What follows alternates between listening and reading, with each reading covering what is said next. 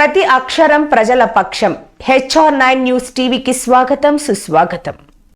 ప్రణాళిక ప్రకారం ఇళ్ల నిర్మాణాలను చేపట్టకపోవడంతో ఈ జల ప్రళయం సంభవించిందని, నిరాశ్రయులను అన్ని విధాలుగా ఆదుకుంటామని రాష్ట్ర పంచాయతీరాజ్, గ్రామీణాభివృద్ధి, శ్రీ శిశు సంక్షేమ శాఖల మంత్రి దన్నసరి అనసూయ సీతక్క అన్నారు.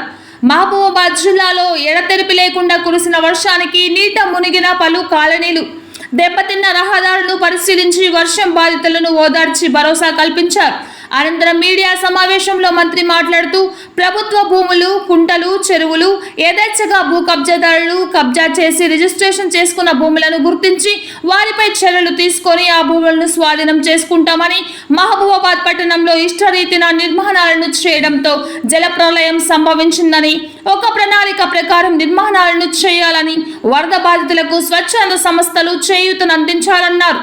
మహబూబాబాద్ లో అత్యధిక వర్షపాతం నమోదైందని, రైతులకు, సామాన్య ప్రజలకు, నిరాశ్రయులకు వర్ష ప్రభావం వల్ల ఎలాంటి ఇబ్బందులు కలగకుండా అన్ని చర్యలు చేపట్టాలని జిల్లా అధికార యంత్రాన్ని ఆదేశించారు.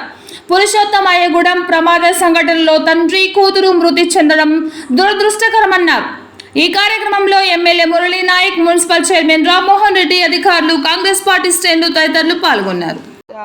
మన సిఎస్ గారు ఎప్పటికప్పుడు జిల్లాలో ఉన్నటువంటి అధికార యంత్రాంగాన్ని అప్రమత్తం చేస్తూ, వారికి కొన్ని సూచనలు చేస్తూ ప్రజల్ని కాపాడే ప్రయత్నం జరిగింది. వాస్తవానికి మనం ఎప్పుడు కూడా ఊహించని విధంగా వర్షపాతము ఈసారి మహబూబాబాద్లో కూడా పెద్ద ఎత్తున నమోదవడంతో, ఊహించని విధంగా రోడ్ల మీదకి నీళ్ళు రావడంతో మరి కురివి మండలంలోని సీతారాం నాయక్ తండ కూడా పక్కన ఉన్నటువంటి వాగు మొత్తం కూడా ఊరు చుట్టూ కమ్ముకొని ఊళ్ళకి నీళ్ళు రావడం జరిగింది. ఎలాంటి ప్రాణ నష్టం లేకుండా వారందరూ కూడా సేఫ్గా ఉన్నారు. ఇప్పుడు ఇందాక ఆ ఊరికి వెళ్ళడం జరిగింది. మహబూబాబాద్ పట్టణంలో కూడా పెద్ద ఎత్తున వరద బీభత్సం సృష్టిస్తాను. దానికి ఇవన్నీ మనం చూసినప్పుడు చెరువులు ఎక్కడ ఉండాలో అక్కడ చెరువులు లేకుండా చెరువులల్లో కట్టడాలు జరిగినాయి. మరి వాగులను డైవర్ట్ చేసే విధంగా నిర్మాణాలు జరిగినాయి. ఇవన్నింటి దృష్ట్యా ఒక దిక్కేమో అత్యధిక వర్షపాతము, సేమ్ టైంలో ఎట్లా వచ్చిన నీళ్లు మరి వాగుల్లోకి లేదా చెరువుల్లోకి పోకుండా అవన్నీ ఎక్కడికక్కడ కబ్జాలకు గురి కావడంతో ఇండ్ల మీదకి నీళ్ళు వచ్చినటువంటి పరిస్థితి. ఇదొక ఉదాహరణ కనుక చూస్తే అడవులు తరిగిపోయిన తర్వాత అడవుల నుంచి కోతులు కనుక ఊర్ల మీదకి వస్తున్నాయి, జంతువులు ఊళ్ళ మీద, ఇతర జంతువులు ఊళ్ళ మీదకి వస్తున్నాయి. అట్లనే చెరువులు కబ్జాలకు గురైన తర్వాత హైదరాబాద్ కావచ్చు, మహబూబాబాద్ కావచ్చు, వరంగల్ కావచ్చు, లేదా ఎక్కడైనా ఖమ్మం లాంటి ఎక్కడైనా కూడా ఇవాళ పట్టణాలలో జనాభా పెరిగి మరి ఒక పద్ధతి ప్రణాళిక లేకుండా నిర్మాణాలు జరగడంతో ఈరోజు ఈ యొక్క జల ప్రళయం మనల్ని ఇబ్బందులకు గురి చేస్తున్నటువంటి పరిస్థితి. కాబట్టి సామాన్య ప్రజలు కానీ, అధికారులు కానీ, ప్రజాప్రతినిధులు కానీ, మీడియా సోదరులు కానీ ఇలాంటి కబ్జాలను ఎక్కువ ఫోకస్ చేసి భవిష్యత్ తరాలకు మంచి జీవనం ఉండాలంటే మంచి నిర్మాణాలు అంటే ఒక ప్రణాళికాబద్ధంగా నిర్మాణాలు జరగాల్సిన అవసరం ఉంది. మహబూబాబాద్ పట్టణం చూస్తే ఎక్కడ చూసినా మరి 10 సంవత్సరాల కాలంలో ఎన్ని రకాలుగా భూములు కబ్జాలకు గురైనాయి. అదేవిధంగా కొంతమంది వ్యక్తులు ఏ రకంగా ప్రభుత్వ భూములను కూడా పట్టాలు చేసుకున్నారు. అదంతా డీటెయిల్స్ ఉన్నాయి. రేపెల్లుండి మా స్థానిక ఎమ్మెల్యే మురళీ నాయక్ గారు, ఉదయ్ చందర్ గారు, అదేవిధంగా అంజయ్య గారు, మా ఉమా గారు, మా రామరెడ్డి, వీరందరూ కూడా డీటెయిల్డ్గా రేపెల్లుండి తీస్తూ ఉన్నాం. కాబట్టి ఇప్పటికిప్పుడు ప్రజలందరికీ ఎలాంటి నష్టం జరగకుండా కాపాడుకోగలిగినాం, ప్రాణ నష్టం జరగకుండా.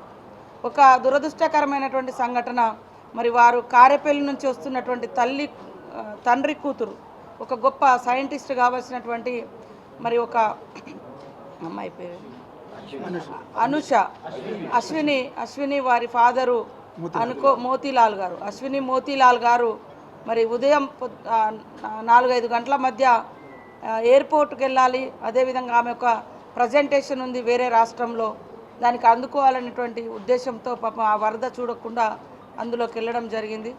ఒక మంచి సైంటిస్టును ఈ రాష్ట్రం, ఈ దేశం కోల్పోవడం మాకు అందరికి కూడా చాలా బాధాకరం. కాబట్టి వారికి కూడా మన ప్రభుత్వం అండగా ఉంటుంది. ముఖ్యంగా ప్రజలకు, రైతులకు అందరికీ ఒకటే విజ్ఞప్తి, ఇలాంటి కష్టకాలంలో గుండె నిబ్బరంతో, సంయమనంతో మనమందరం ఫస్ట్ మనల్ని మనం కాపాడుకుంటూ ఇతరులకు చేయూతనిస్తూ ఇలాంటి విలయాల నుండి, విపత్తు నుంచి ప్రజల్ని కాపాడుకోవాల్సినటువంటి బాధ్యత ఉంది. ఇటు అధికార యంత్రాంగం కూడా ఎక్కడికక్కడ పోలీస్ కానీ, కలెక్టర్స్ కానీ, ఇతర కింది స్థాయి ఎంపీడీఓలు, ఎంఆర్ఓలు, ఎస్ఐలు, సిఐలు, సెక్రటరీలు అందరూ కూడా వాస్తవానికి మొన్నటి నుంచి ఇదే పనిలో ఉన్నారు. కానీ ఊహించని విధంగా ఇటు వస్తుంది వర్షపాతం. అంటే మొన్న చూస్తే ప్రెడిక్షను అసలు ఈ రెడ్ జోన్లో మహబూబాద్ జిల్లా లేదు, రెడ్ అలర్ట్లో మహబూబాద్ జిల్లా లేదు, కానీ అత్యధిక వర్షపాతం మహబూబాద్లో పడింది. అంటే వెదరు అంటే అంచనా వేయలేకపోతున్నాం. అయినప్పటికీ కూడా ఎప్పటికప్పుడు మనం జాగ్రత్తగా ఉండాల్సిన అవసరం ఉంది. ఖచ్చితంగా నష్టపోయిన రైతులను ఆదుకుంటాం. అదేవిధంగా తెగిపోయినటువంటి రోడ్లను కూడా తొందరలోనే మరమ్మతు చేస్తాం. అదేవిధంగా చెరువులను కూడా తొందరలోనే మరమ్మతు చేసుకుందాం. ఫస్ట్ ప్రాణాలను కాపాడుకోవడం మన ఫస్ట్ ప్రాథమిక బాధ్యత.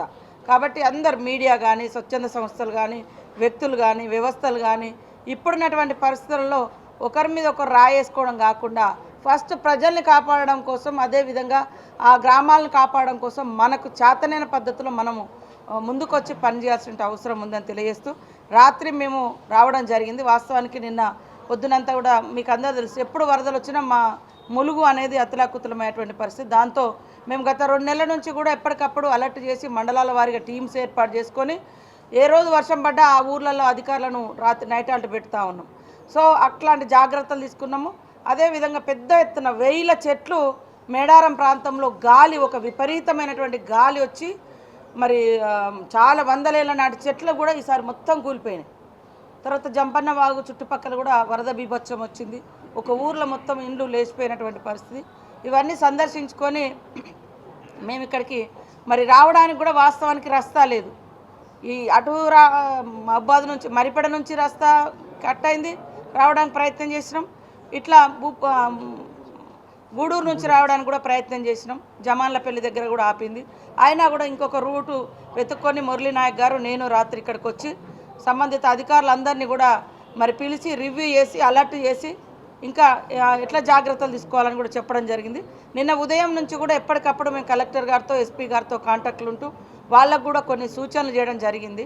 ఇప్పటి వరకు అందరం అంటే సంతోషించదగ్గ విషయం ఏంటంటే ఇక్కడ ఈ లోకల్గా ప్రాణ నష్టం జరగలేదు. ఒక బాధాకరమైన సంఘటన, అటు ఇల్లెందు నుంచి వస్తున్నటువంటి మోతీలాల్ గారు వారి కూతురు మరి ఆ రోడ్డు కరెక్ట్ ఉందని ఆ రోడ్డు మీదకి తెల్లారగట్ల వెళ్ళడంతో అక్కడ ఈ వాతావరణం తెలియక అప్పటికి మనకు రాత్రి వర్షం పడ్డది, ఎక్కడ ఏమైందో ఎవరికి తెలియదు. తెల్లారినాకనే మనం అందరికీ అర్థమైంది. సో ఈ సిచ్యువేషన్లో అయింది.